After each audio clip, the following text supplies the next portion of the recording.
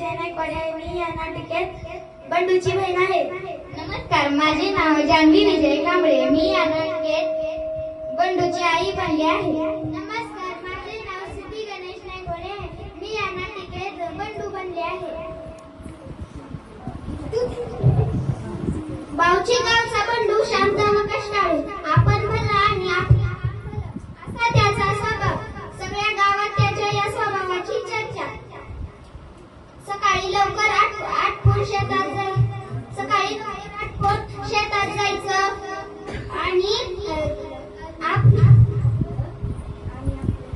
आणि आपलं दिवसभराचं काम आटोपून घरी यायचं. घरी आल्यावर कट्ट्यावर चक्कर मारायची, परत जेवायला घरी यायचं. अंगकाठी अन्नाकासमोर चालणारा बंडू. एका पीक पाणी कुटुंबासाठी इजार शिवली. बंडू मामाकडे इजार शिवली.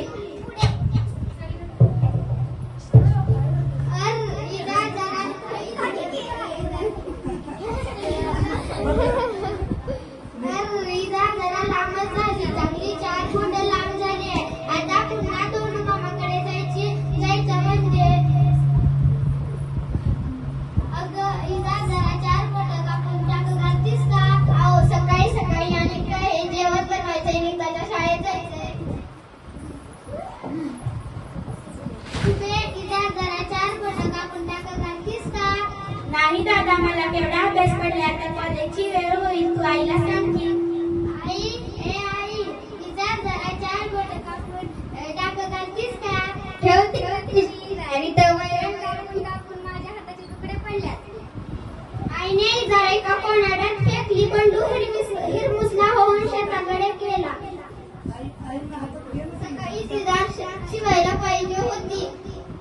बंडूची बायको इजारीचे पाय 4 बोट कापतेवर दुमडून टाके घालते. आपला भाऊ किती राबतो, मला माझ्यासाठी कष्ट करून मला कॉलेजला पाठवतो. मी दादाचं इतकंही काम करू नये.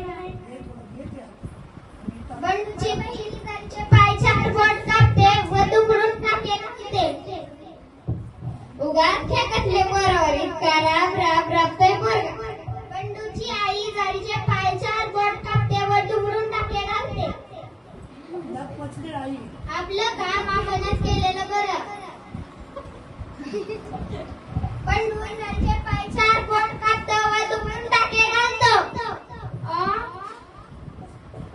सगळेजण आश्चर्याने पाहतात. मी इजार 4 बोट कापली. मी पण